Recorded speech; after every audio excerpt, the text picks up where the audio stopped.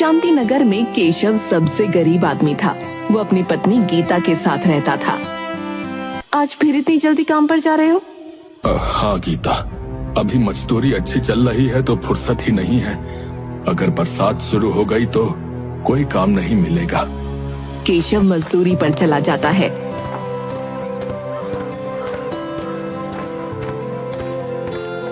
गीता भी अपने दिन भर के काम में जुट जाती है और पानी का मटका गांव के कुएं पर लेकर पहुंच जाती है। गांव में सिर्फ एक ही कुआं था जिसके आसपास बहुत सारी औरतें पानी भर रही थीं। गीता भी वहीं पानी भरने के लिए अपना मटका रख देती है। अरे तुझे पता नहीं, हम बड़े घर की औरतें हैं और तूने अपना मटका भी बीच में रख लिया। पहले हम पानी भरेंगे, उसके बाद तुम, समझी? गीता उन्हें कुछ भी नहीं कह पाती क्योंकि वो बड़े घर की औरतें थीं और चुपचाप अपना मटका हटा लेती है। थोड़ी देर बाद सब औरतें पानी भरकर चली जाती हैं। गीता अपने मटके में पानी भरकर घर चली जाती है।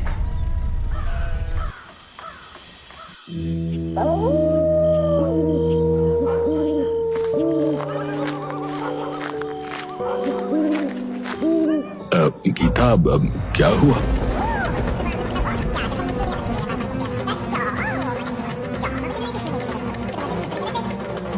हम छोटे हैं, मजदूरी करते हैं, इसका मतलब ये तो नहीं कि हमारी कोई इज्जत ही नहीं।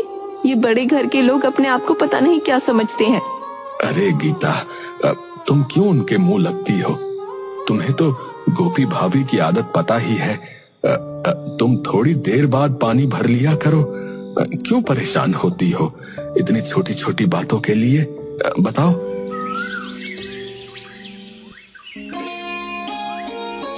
गांव के कुछ लोग नुक्कड़ पर बैठकर आपस में बात कर रहे थे। अरे भाई, खेत में खरपतवार बहुत हो गई है भैया। तुम्हारी नजर में कोई ढंग का मजदूर हो तो बताना। अरे भाई, मजदूर ही ढूंढ रहे हो तो अपना केशव है ना। अरे भैया, वो बहुत मेहनती है। हाँ भैया, बात तो तुमने पता की कही।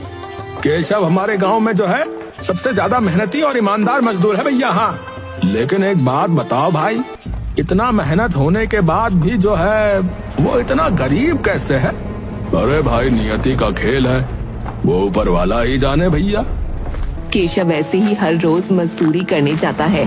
बारिश का मौसम शुरू हो जाता है।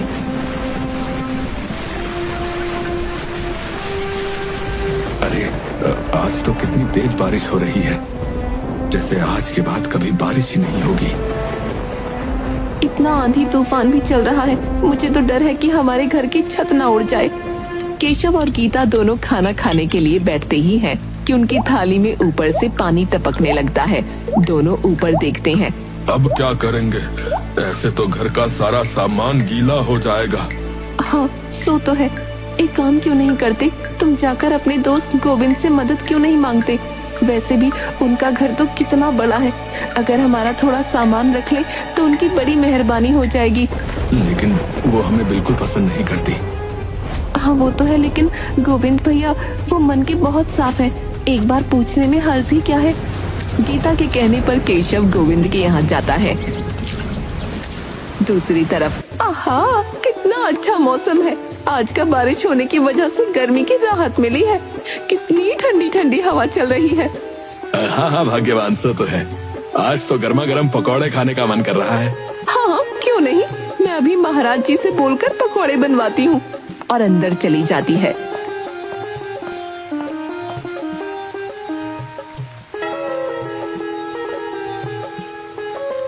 ये लीजिए गर्मा गर्म पकौड़े। गोविंद और गीता बैठकर पकौड़े खा रहे होते हैं।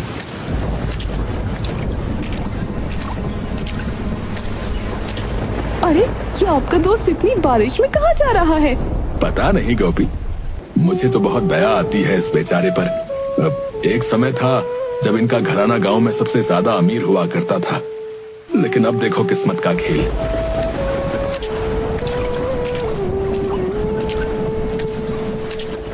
अरे अरे, ये तो हमारे ही घर आ रहा है। हो सकता है गोपी को कुछ जरूरी काम हो। अरे ऐसा क्या जरूरी काम आन पड़ा? वैसे भी इन भिखारियों को अपने घर में न घुसने दूंगी मैं। ऐसा मत कहो गोपी, मैं जाकर देखता हूँ। केशव दरवाजा खटखटाता है। अरे केशव, क्या हुआ? कोई मुसीबत आन पड़ी है क्या? मुसीबत? ये बरसात एक मुसीबत ही तो है हम जैसे गरीबों के लिए। वैसे मैं तुमसे ये पूछने आया था कि क्या तुम हमारे घर का जरूरी सामान जो है वो कुछ समय के लिए रख लोगे? अगर सामान हमारे घर में रहा तो सारा सामान जो है गीला हो जाएगा। तभी पीछे से गोपी आ जाती है। अरे वाह जी वाह, हमारे घर को धर्मशाला देख रखा है क्या? जो कोई भी आएगा और हम उसका सामान यहाँ रख लेंगे। अरे गोपी, कैसी बातें कर रही हो तुम केशव से? आप चुप रहो जी, मुझे पता है किसको कैसी बात करनी चाहिए। केशव उदास होकर वहाँ से चला जाता है। क्या हुआ? क्या कहा गोविंद भैया ने? गोविंद तो मेरी मदद करना चाहता था, लेकिन गोपी भाभी, उनकी आदत तो तुम जानती ही हो। कोई बात नहीं, मेरे पास सारे सामान को अच्छे से रखने की एक तरकीब है। क्या? हम जो भी जरूरी सामान है उसे एक जगह पर रख देते हैं और प्लास्टिक से उसे ढक देते हैं, जिससे वो बरसात के पानी से बच जाएगा। हाँ, तुम सही कह रही हो। फिर केशव और गीता दोनों ऐसा ही करते हैं। कुछ दिन ऐसे ही बीत जाते हैं। गीता, बहुत दिन हो गए, अब मुझे काम ढूंढने जाना ही पड़ेगा, नहीं तो घर का बाकी काम भी रुक जाएगा। लेकिन इतनी बारिश में? हाँ गीता, हम मजदूरों के लिए ठंड, गर्मी, बरसात सब एक बराबर ही होती है। केशव काम ढूंढने निकल पड़ता है।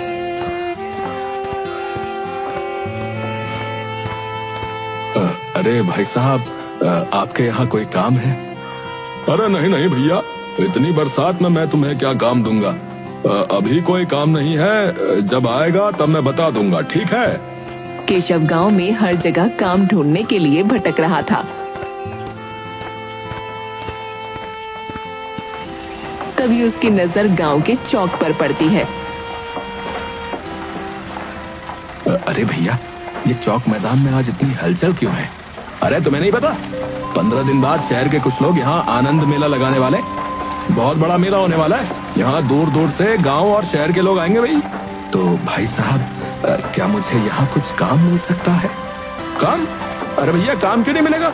जरूर मिलेगा। वैसे भी हमें मेले की तैयारी करने के लिए बहुत से मजदूरों की जरूरत है, तो तुम भी हमारी थोड़ी मदद करवा दो। केशव खुश होकर उनकी मदद करवाने लगता है। रात को क्या हुआ? कोई काम मिला? हाँ गीता, तुम्हें पता है हमारे गांव में 15 दिन बाद एक बहुत बड़ा आनंद मेला लगने वाला है। वहाँ बहुत दूर दूर के गांव और शहर के लोग आएंगे। मेले का आयोजन करने वाले को मजदूर की जरूरत थी और मुझे काम की, तो बस मुझे वहाँ काम मिल गया। ये तो बहुत अच्छी बात है। मैंने भी आज पास के कुछ घरों में काम ढूंढने के लिए बात की थी, तो उनमें से कुछ घरों में काम वाली की जरूरत थी। मैं भी वहाँ कल से काम शुरू कर दूंगी। थोड़ी देर बाद दोनों खाना खाने के लिए बैठ जाते हैं। खाना खाते वक्त केशव कुछ सोच में पड़ जाता है। अरे क्या हुआ? क्या सोच रहे हो? कुछ नहीं, बस अपने बचपन के दिन याद कर रहा था। कैसे मैं पिताजी के साथ हमारी मिल में जाकर मस्ती किया करता था। पिताजी ने हमें किसी भी चीज की जरूरत महसूस नहीं होने दी थी, लेकिन आज मेरी वजह से तुम्हें भी दूसरों के यहाँ जाकर काम करना पड़ रहा है। जरूर ये सब मेरे पिछले जन्मों के कर्मों का फल है। आप मन छोटा मत कीजिए। वैसे भी इन सब में आपका क्या दोष? वैसे मैं सोच रही थी क्यों ना गांव के मेले में हम भी किसी चीज का ठेला लगाएं। दूर दूर से लोग आएंगे तो मुनाफा भी बहुत होगा। अरे लेकिन मैंने तो जब से होश संभाला है तब से मजदूरी करने के अलावा और कुछ नहीं किया। अरे ऐसे क्यों कहते हो? याद करो, जब हमारी नई नई शादी हुई थी तब उस मिल में हमने भी काम करवाया था। मुझे आज भी याद है, पिताजी ने हम दोनों को भी कपड़े बनाना सिखाया था। लेकिन कुछ सामान भी तो नहीं है। अरे लेकिन अभी मेले में भी तो समय है। हम दोनों मिलकर कुछ न कुछ काम करेंगे तो मेले तक कम से कम इतने पैसे तो आ ही जाएंगे कि कुछ जोड़ी कपड़े बना सके।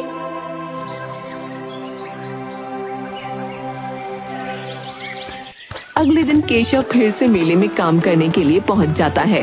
गीता भी पास के घरों में जा जाकर काम करती है।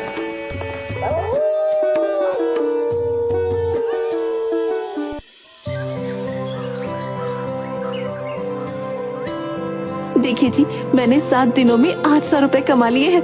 हाँ, और ये लो, मैंने इतने दिन से जो भी पैसे जमा किए थे ये कुछ पैसे हैं।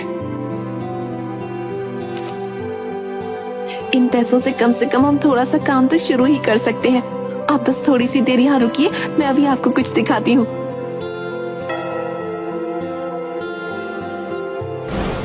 अरे ये तो पिताजी की मशीन है ना? हाँ, ये वही मशीन है। लेकिन ये मशीन तो खराब नहीं, बस जाम हो गई थी। मैंने अच्छे से इसमें तेल डलवा लिया है और अब ये फिर से चलने लग गई है। तुम तो बहुत समझदार हो गई हो गीता। गीता भी मुस्कुराते हुए मुंह बना लेती है। अभी हम बाजार चलते हैं और जो भी जरूरत का सामान है वो ले आते हैं और फिर कल से काम शुरू करेंगे। केशव और गीता दोनों बाजार जाकर जरूरत का सामान ले आते हैं।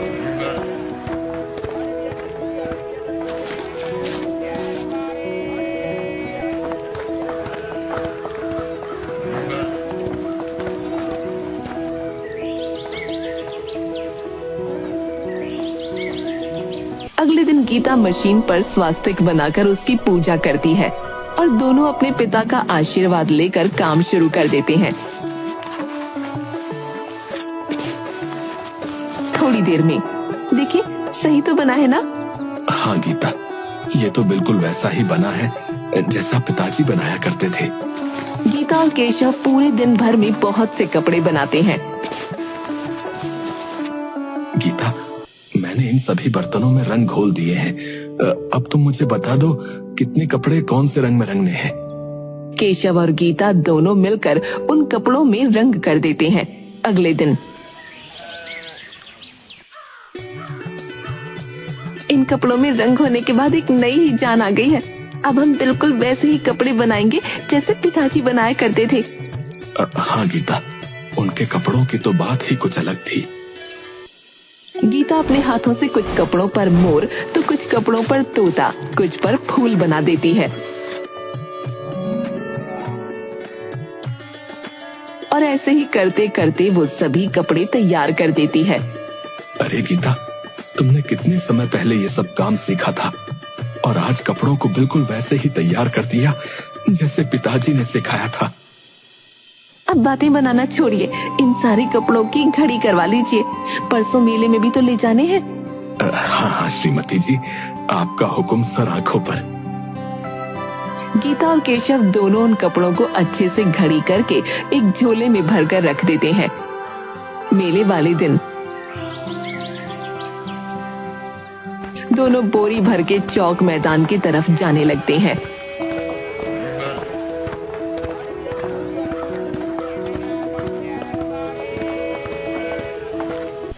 अरे, ये दोनों भिखारी झोला उठाकर कहाँ जा रहे हैं? कहीं फिर से अपने घर का सामान लेकर तो मेरे यहाँ नहीं आ रहे।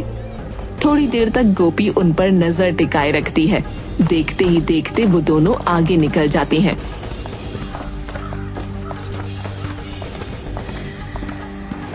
अरे, ये दोनों भिखारी जा कहाँ रहे हैं आखिर? इनका पीछा करना पड़ेगा। और केशव और गीता के वो पीछे पीछे चल देती है।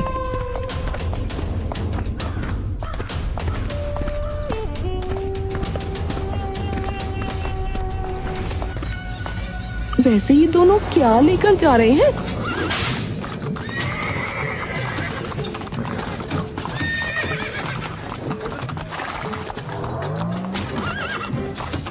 तभी एक तांगे वाला गोपी के पास से गुजरता है, जिस वजह से गोपी पूरा कीचड़ में गंदी हो जाती है।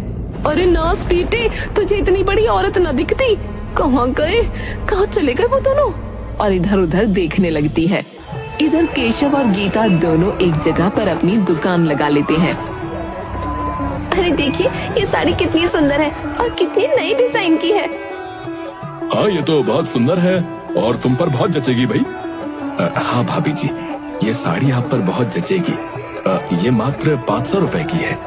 क्या? सिर्फ 500 रुपए की? और इतनी सुंदर साड़ी? तो फिर आप मुझे 2-3 साड़ियाँ दे दो। गीता और केशव दोनों खुश होकर वो औरत जो भी साड़ी मांगती है वो दे देते हैं। गोपी दिन भर चुपके से उन दोनों पर नजर रखे हुए थी। अरे, इन दोनों का कुछ न कुछ तो करना ही पड़ेगा। अच्छा जी, कपड़ा व्यापारी बनना है। रुको, तुम दोनों को रास्ते पर लाती हूँ।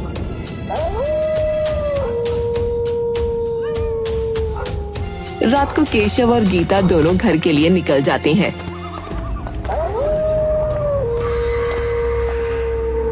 इन दोनों का कुछ न कुछ तो करना ही पड़ेगा। बहुत हवा में उड़ रहे हैं ना, अभी इनकी हवा फुस करती हूँ।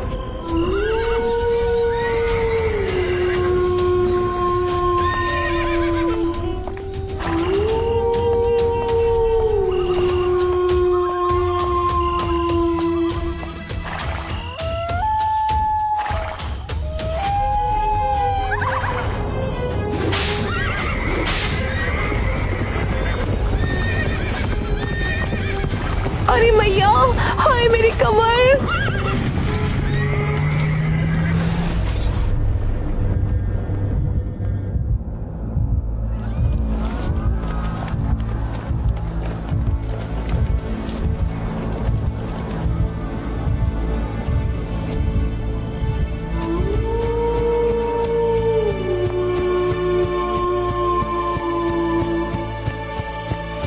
अरे रे, घोड़े की वजह से एक्सीडेंट हो गया। चलो देखते हैं कौन है। अरे गीता, हमें इस आदमी की मदद करनी चाहिए। ये देखिए, इस गाड़ी के अंदर कुछ और नहीं बल्कि केशव के स्वर्गीय पिताजी श्री कन्हैया लाल जी की छोटी सी तस्वीर पड़ी हुई थी। गीता और केशव दोनों उस आदमी को उठाकर अपने घर ले जाते हैं और रात भर उस आदमी का ख्याल रखते हैं। भाई साहब, आप ठीक हैं? हाँ बहन जी, मैं ठीक हूँ। आपका बहुत बहुत धन्यवाद। अगर रात को आप लोग मुझे नहीं उठाते तो कुछ भी हो सकता था। फिर उसकी नजर दीवार पर टंगी फोटो पर जाती है। ये तस्वीर यहाँ, ये मेरे स्वर्गीय पिताजी हैं। वैसे हमें आपकी गाड़ी में उनकी ये तस्वीर मिली। आप इन्हें कैसे पहचानते हैं? आपकी इस हालत के जिम्मेदार मेरे मनहूस पिताजी हैं। मैं किस मुंह से माफी मांगू, लेकिन मेरी हाथ जोड़कर आप लोगों से विनती है, मेरे परिवार को क्षमा कर दीजिए। केशव को कुछ समझ नहीं आ रहा था। साफ साफ बताओ, पहेलियां मत बुझाओ।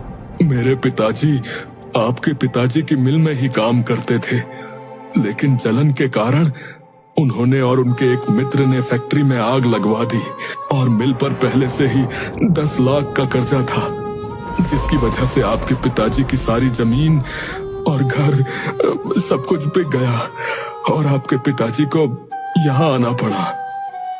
लेकिन अब आपके पिताजी कहाँ हैं? वो एक दिन घर पर थे और घर में गैस का सिलेंडर फट गया और मेरे पिताजी का पूरा शरीर जल गया। आखिरी समय पर उन्होंने हमें सारी बातें बताई। शायद उन्होंने जो आपके पिताजी के साथ किया था, भगवान ने उसी की सजा उन्हें दी थी। लेकिन मैं उनकी तरफ से आपसे माफी मांगता हूँ। और हाँ, आप मेरे साथ चलिए। मेरे पिताजी की वजह से आपकी ये हालत हुई है, मैं आपको ऐसे नहीं जाने दूंगा। अरे भाई साहब, गांव छोड़ना होता तो कब का छोड़ देते। अपनी मिट्टी से बहुत प्रेम था पिताजी को और मुझे भी। अब मैं यहाँ से कहीं नहीं जा सकता। अब आप मेरे साथ शहर चलिए और वहां चलकर अपना काम शुरू कीजिए। मैं मेरे पिताजी की तरफ से प्रायश्चित करना चाहता हूँ। अब देखो, अगर तुम सच में प्रायश्चित करना ही चाहते हो तो हमें धन दौलत की भूख नहीं है। हमें मेहनत से कमाया हुआ 2 वक्त का खाना मिल जाए, हम उसी में खुश हैं। हमें गांव में ही एक छोटा सा कपड़ा कारखाना और कुछ सिलाई मशीन दिलवा दीजिए। हम उससे मेहनत करके अपने पिताजी का कारोबार दोबारा खड़ा करना चाहते हैं। बहुत अच्छी सोच है जी। जरूर जरूर भाई साहब, जरूर करूंगा।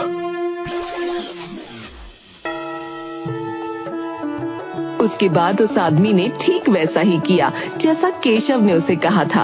अब गांव में केशव और गीता पूरे जोर से काम करने लगे थे और गांव की कुछ और औरतों को भी गीता के कारखाने में काम मिल गया था। उनकी मेहनत रंग लाई और कुछ ही समय में उनका कारोबार ऊंचाइयां छूने लगा।